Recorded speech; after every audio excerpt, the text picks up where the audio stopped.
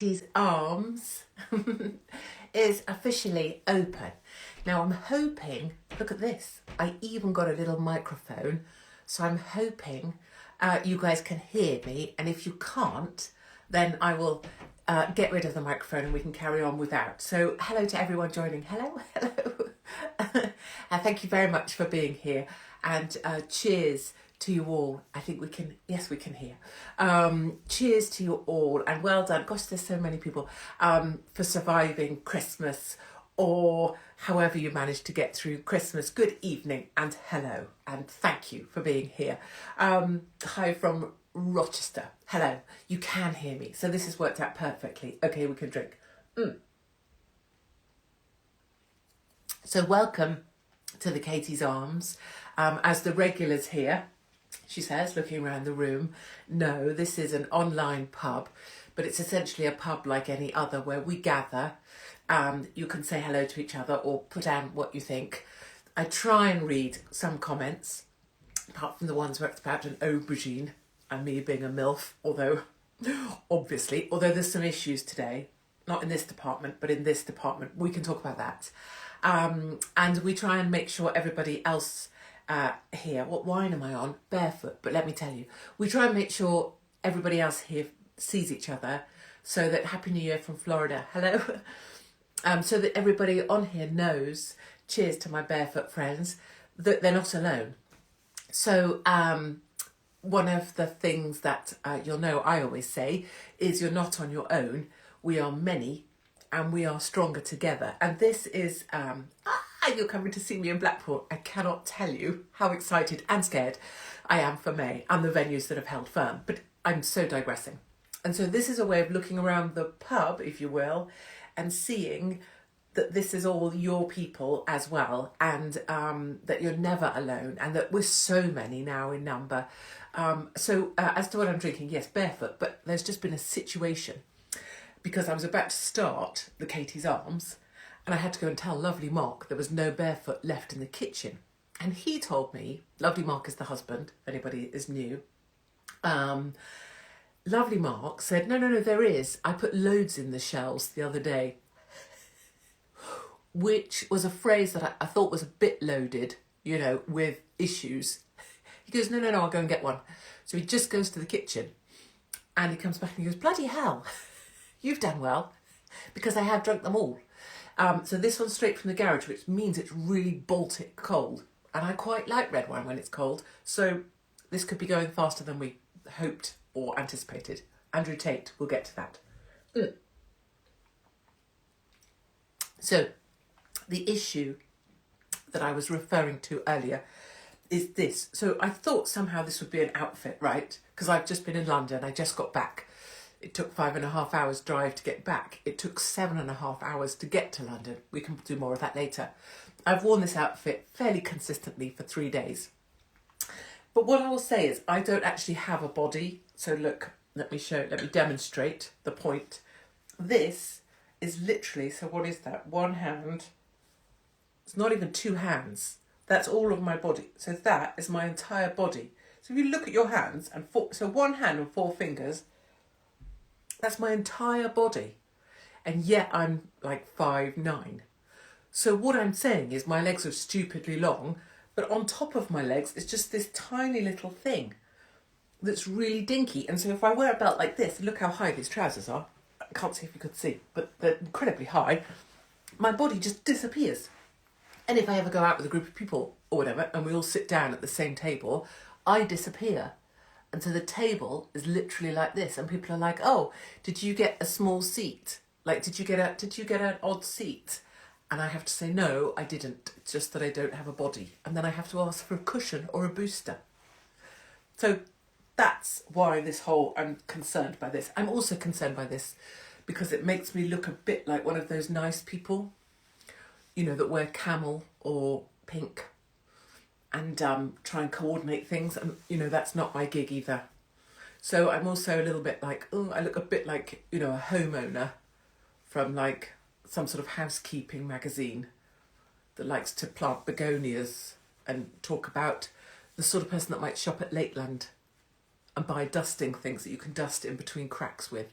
That's what I'm concerned that this whole thing does. I don't know, but that's my thought process in my head. I look like a Lakeland duster buyer, and that wasn't really a look I was going for into my 50s. So, Andrew Tate, yes, and I have many other things that I want to talk to you about. Look, I've even made notes. I need to say a couple of thank yous. Thank you to everybody who joined in with my Queen's speech or shared it. That's great, and I'm glad that so many of you enjoyed it. The particular point of enjoyment seemed to be the bit about the BBC, where I was talking about the fact that any competition on the BBC now is about who can be the most disabled or the most diverse.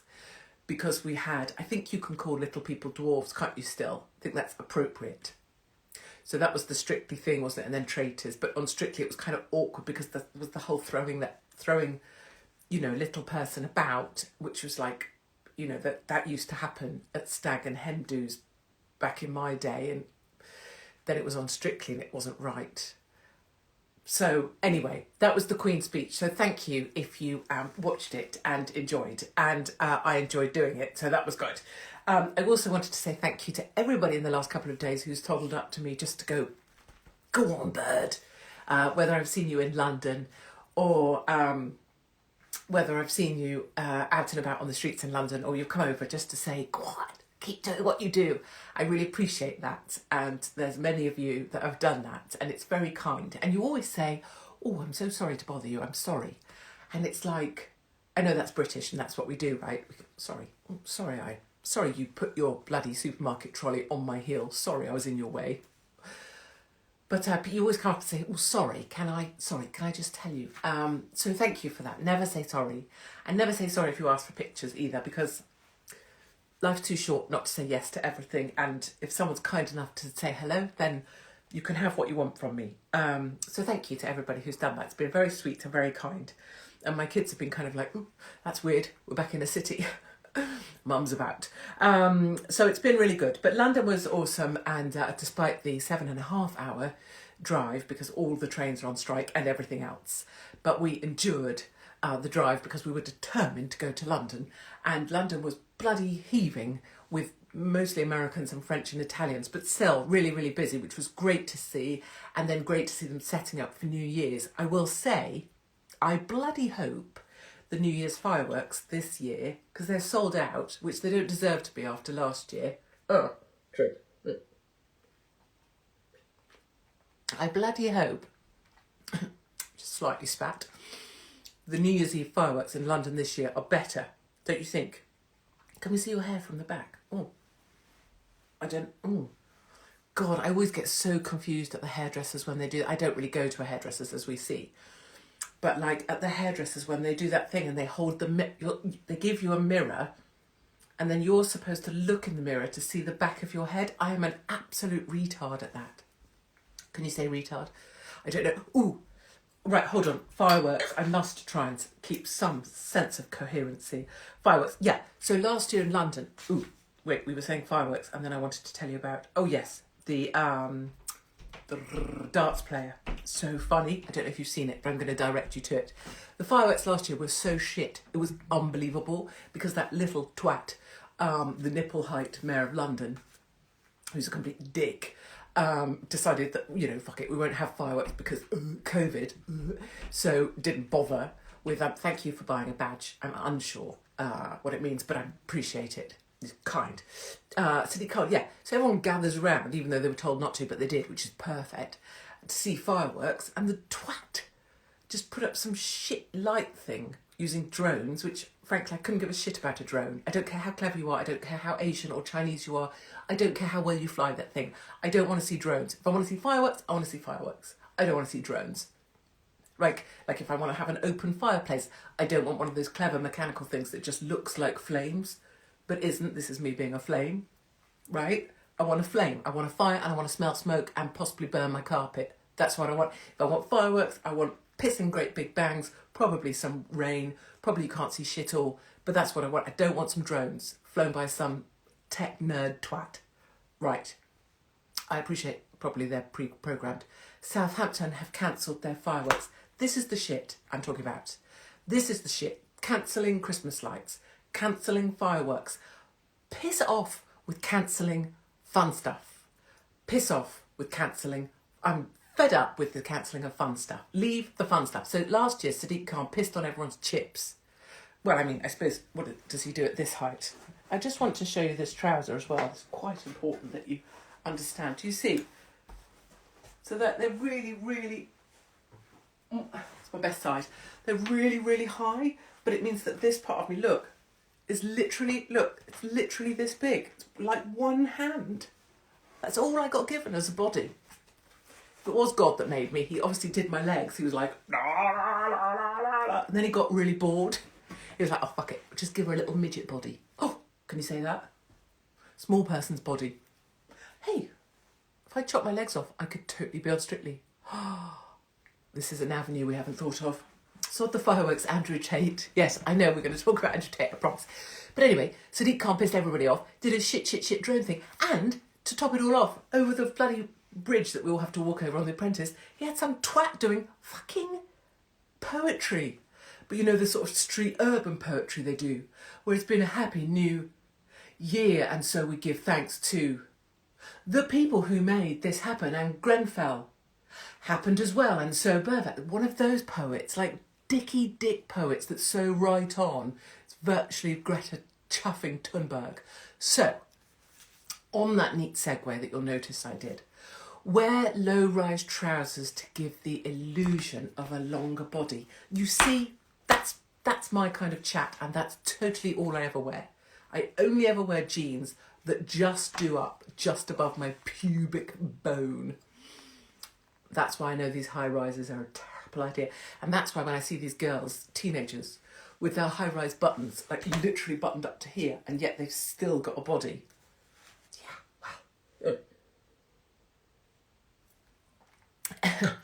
Me and Sean are in the pub. Can't hear you. That is a blessing. Hold on. There, that's for you. And I mean, I don't mean it, but I don't know what other hand signals I can do. Do you remember the sign language guy that was employed in Africa? I don't know if it was Cyril Ramaphosa or what was the ceremony, but he was signing, but he didn't actually know how to sign. So he was basically just making shit up, because we've talked about this before, I think, haven't we? So he was basically just doing things so that he looked like he was signing, but actually he wasn't. He just wanted the cash. Okay, I love that. Andrew Tate. So, oh, where's my posh glass? Yes, you see? That's what happens when you come back from London and you don't get a grip of everything. I had to go and get, well, Mark had to go and get Merlot from the garage. I haven't even got the right glass. Is this a pub or what? So, Andrew Tate, here are some of the things I observe or know. Just on the Romania arrest, it was done brilliantly. So whoever coordinated the arrest of the Tate brothers did a brilliant bit of marketing / film work, cinematography. You've got the brothers, you've got them holding their wrists together, even though neither of them are actually handcuffed. So you've got them being held by each arm and they're holding their hands in as if handcuffed, and they're not cuffed. Then you've got them being put in the wagon. You've got a bit of film clip being taken as they go in the wagon. So you've got a bit of Tate talking. And then if you notice in the wagon, they've got Tate sat bang in the middle, in the centre position, which would never happen in terms of a criminal that was being actually brought in for questioning, because you wouldn't allow them to have that visual. So they've got him positioned perfectly for the cameras in between the seats for his arrest. So in terms of the preparation of that raid and all of the kind of sort of the theatre around it, the mask, the guys, all of that, it was done really, really well. So there's a sophistication to the impromptu raid of his place. And whoever was in control of that did a very nice job. And whoever was the media that was working in tandem with the people who coordinated that did a very nice job. The next thing I observe about Andrew Tate is that all these people have opinions on him on Twitter, but I think he probably couldn't give a shiny rat's arse what most of those lesser individuals think of him, because frankly they're not him. They don't have the followership that he has because they're used to towing the line. So they say, well, I don't agree with what he says. Well, who gives a shiny shit? Because he didn't ask your opinion. He didn't ask for you to agree with him either, which I completely sympathise with. The second thing I observe a lot is men want him on their stuff, right? They want him on their podcast. They want him on their TV show. They want him on their interview. They want him on their whatever. And then a lot of them try and do that sort of neutral thing, or they try and do that, I don't agree with Andrew Tate, but here I am. Here's Andrew. I want to show you Andrew. And everyone's seen Andrew because he's done 40,000 billion interviews on 40,000 different channels because he's been asked, and he works hard. But these guys who want him on, they're actually, what they want is his audience, right? They want his views. They want his eyeballs. They want his clicks. They want his popularity. They want his ratings. So they can try and distance themselves or stay neutral all they want. But the reality is they want what he has to bring to them. They want to make an advantage for themselves by having him on. And I'm not certain he should grace so many individuals with his views, actually, with his ability to bring viewers. I think he could be more discerning in that regard. And then I think what is particularly, and it doesn't matter to me if you think he's part of the elite or the matrix, or whether you think he's a pretender, or whether you love him. But I believe that he is too outspoken to be allowed to continue to prevail. I believe he does directly challenge the system and order of things. Not the system and order that people think they know, but what actually controls the world. And I think he needs to be silenced. No, I don't think he needs to be silenced. I think the world order wants him silenced. That's what I believe. And I absolutely identify with, have been through some of that being eviscerated from the planet. So like being culled from life, being culled to the point where you imagine that killing yourself is the only way to protect your family. And then also to be arrested. And people say, and this is where there's a huge divide between those who've been part of some of this or those who haven't. People will always say, well, what did you do? Like me being banned from Twitter. Well, what did you do? What did you say? And if you're asking that question, you're already so far behind, right?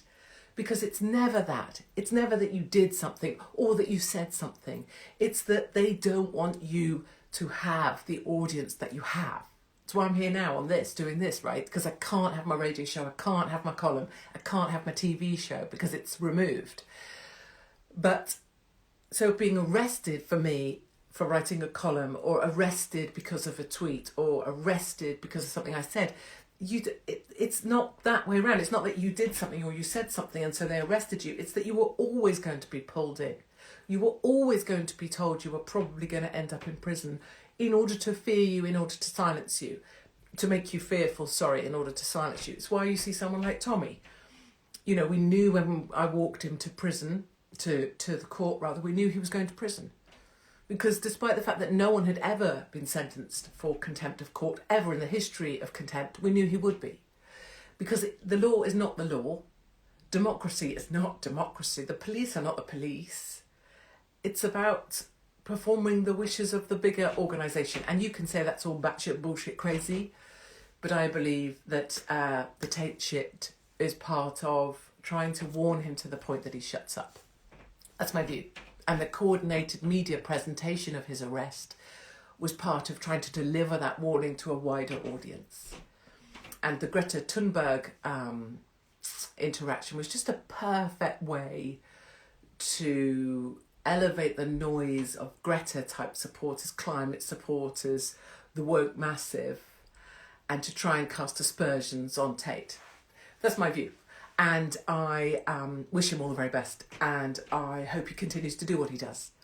And I couldn't give a shit whether people agree with him or disagree or think he's a twat or think he's great. I have both of those views in my children's bedrooms in this very house. I couldn't give a shit. At least it's a voice that's different. At least there's a voice for men who think like he does or like some of the things he says. At least it's a different view. At least it's not someone who's half castrated, sliding on their belly, apologising for being a guy. And there's a lot of women like me who would very much like to see a much more brutal version of masculinity on our streets, so that young boys grew up being proud for your family. So make of that what you will. But I think the use of Greta was deliberate. I think his arrest or whatever it was absolutely staged. I think all the bullshit around the reasoning or the rationale, that's always been bullshit, just as with me. Oh, she's been arrested for this column or this tweet, or this guy from the UN says Katie Hopkins is this. It wouldn't matter. They'll just create a reason to take you away. Same as we don't have Belfield now because he upset the BBC and the powerful people there. And this might all sound like complete nutties to you, but that's where I sit. And I agree with him as well that they'll push you to the point that you're either killed or you kill yourself. And I've certainly felt that way a few times when things have really got dark very fast, as in Australia, when I was being deported. Not because of that fact in itself, it wasn't a problem, it's what was done in the interim, the constant phone calls, 2 in the morning, 2:30, 3, I have to be there by the phone at 4, I'm going to be deported, you're on your own, they cut off your electricity, they cut off your water, they stop your food. The stuff they push you to, oh, there's a balcony there, they push you very hard, very quick. I'm not saying that's happening to him, but if you know him or you've worked with him or you've spoken to people who've worked with him, he is meticulous, he is on time, and he is consistent, and he's very easy to get along with. And if you speak to, or if you happen to brush paths with a lot of other people in the media who profess to be charming, James Corden, Philip Schofield, a certain, even though I totally love that he stood up for ordinary people, but certain money person, some of these individuals are quite despicable in real life. And I don't mean to me, because that's irrelevant, but to hair and makeup, or the receptionist, or the person who runs the green room. And I have a funny feeling Andrew Tate would be none of those things to any of those people. I think he would be perfectly charming off camera. That's my gut. But what do I know? And he couldn't give a single shiny shit what I think either, I'm sure. But there we are. Couple of things I wanted to, because I promised to let you go on time at New Year's Eve tomorrow, and New Year's resolution. So quickly, my New Year's is going to be down at the local pub. Lovely Mark gets out of work, and then we're going to pile to the pub, and my teenagers have totally abandoned me. So it'll just be me and Mark at the pub. So if you're coming down to the local, I'll see you there. And I love the local very, very much because, what can I say? Not really, but what would be a coded way of saying what needs to be said? During a time when we weren't supposed to be together and lovely little elderly men were very alone, this pub looked after those individuals, and it was very glorious indeed. And my New Year's resolution actually is going to be much more of a esoterical thing. I want to enjoy small things more. So it could be little wins, but small moments where people do a kind thing for each other or a sweet thing, because I see it all the time and I love it. So it's going to be, my New Year's resolution is in the small stuff and taking time to see it and be really happy for it. Because I'm always trying to ball bust the big stuff, but I want to try and be happy in the small stuff, and then I'm going to try and document it in some way. So the urge for the new book, so we had Rude, I can't see Rude, we have Help. And so I want to do this book, probably a diary type book, documenting the small but lovely things.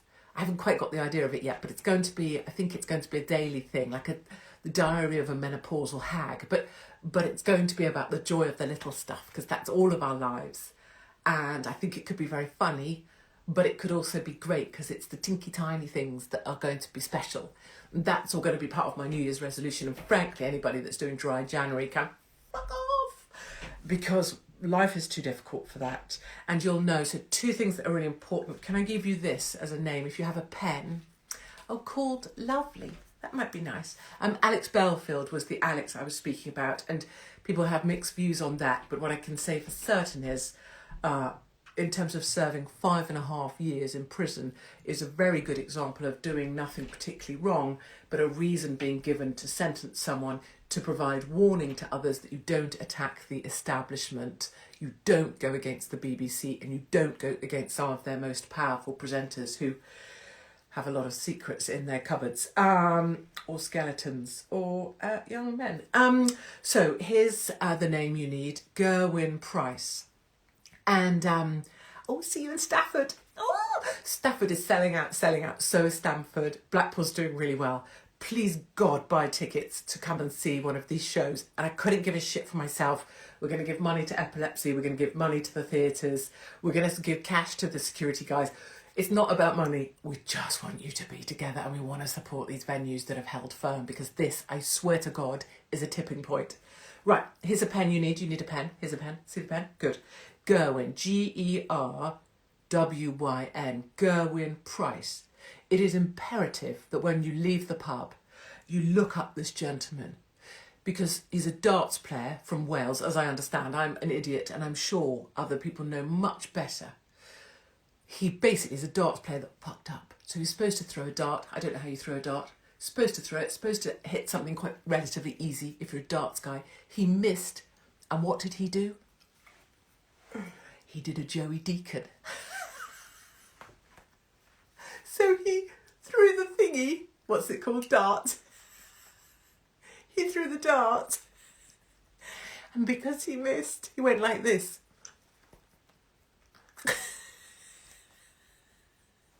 And everyone said it was him mocking a disabled person. But it wasn't. It was not. It was like, it would be like me, like if I was to like pick this up now and then accidentally spill some, like I do all the time, and it would be like me going, like, Katie, you stupid person. So you must go onto Twitter or whatever, put in Gerwyn Price, and then watch him go. And Instagram is so going to ban me for this, but fuck it, I don't care.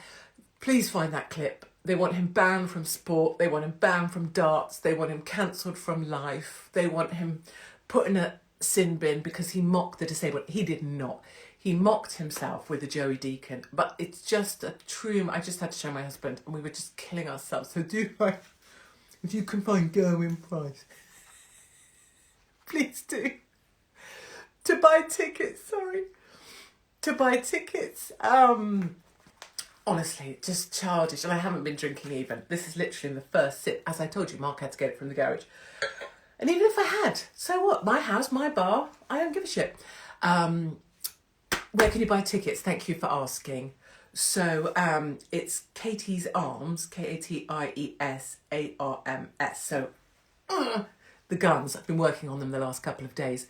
Katiesarms.com. And then if you go to events, it shows you the places and the links. And Stamford, Stafford, Blackpool are really excited because I think we're 250 strong already, and it's not till May. And these are now outselling Panto. And it's really pissing off all the councillors who are trying to get these cancelled.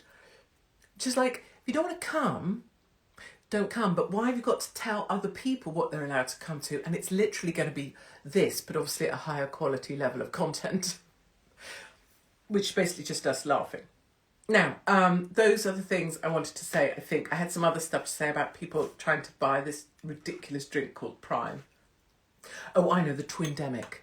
So this week I'll be back on YouTube, and I feel like the first piss take video we need is about the Twindemic, which I just can't help but, because us girls called these the twins, right? And mine are quite small twins, but still, there's something really funny for me that these sort of, the science says that the Twindemic, the flu and the COVID, all at once, and all I can think of is the Twindemic, the flu and the COVID. So I feel that will have to be a video that potentially only I find funny. But I did hear some nursey specialist earlier saying, what's so important is that people don't come to hospitals. And what's also so important is that if you're going to die, just stay home and do it quietly and fuck off. And then number 3, what's really important is you wear a mask at all times. So you can feel that bullshit level coming back. Any minute now we'll be told to stand on circles queuing around the outside of Asda like twats. And people will do it. But Prime, drink a coconut instead, exactly. Circus Tavern, Purfleet on the 6th of May. And I actually believe Circus Tavern on the 6th of May, that's where darts happen. I wonder if we can get Gerwin to come along. Oh, and do an impression of himself, doing an impression of being Joey Deacon. Wouldn't that be the best? I'll talk to lovely Mark about it next. Okay, any shows planned in my local area? I wish. Looks like we've just got another offer of a venue for Bristol, but as you will all know, it's just these councillors and people that come in and try and just put pressure on the venue to cave, and so many do because they're frightened. Whereas these ones that have stood firm, if we can make May happen, then October we can really go to town. So I am trying to get to you. I did have 30 shows planned. So, but you know me, I'm not one to give up early. So listen, it's time for me to go. Yes, invite Gerwin. I'm so going to. And thank you for buying a badge. Face diapers, yes, to silence us, to make us look down, to stop us looking at each other, and to stop us having conversations that really matter. To stop us having fun. Same reasons pubs are shutting down, left, right and Chelsea, right? To stop us gathering, to stop us having a laugh, to stop us reassuring each other, close down the fun, stop the lights, stop the fireworks, make people's lives as small as you can. Well, screw that, because we're coming back big in 2023. So I will love you and leave you. Expect a Twin Peaks, Twindemic video here on Insta soon. I'll post this now for anybody who joins us afterwards. And please know about 30,000 people join in Katie's Arms now. So we are many indeed. And I will see you on the road. And I will certainly see you in Oxford in February when we are going to gather to let people know that freedom matters much more than any kind of segmentation of a city in order that people can't use their own fucking cars. So one way or another, we'll see you on the road. But for now, thank you very much. Thank you for... it's on your bucket list. Wait, I'm on your bucket list? Exciting news. Yes, thank you for your good wishes. I hope you have a lovely and happy new year. And don't put any pressure on yourself. Not to have a resolution, not to do dry January. Not pressure on yourself to behave. Not pressure to conform to anyone else's rules or anyone else wants, or if someone wants you to go out with them and you don't want to, don't do it. Do actually whatever pleases you the most of all and will make you happiest of all, and do exactly that. And if you break rules and embarrass yourself and humiliate yourself and wake up in someone's garden shed in a different city, don't feel embarrassed, because I absolutely have done worse. And it doesn't really matter, as long as you stay alive and you live to fight another day, then it's all part of the great rich tapestry of being a complete and utter cluster bum. And that's what the best of us are. The best of us are very weird indeed, and that's a very special thing to be. So on that note, I wish you a very happy new year. You'll see me with the Twindemics, and here's to more of this in 2023. Okay.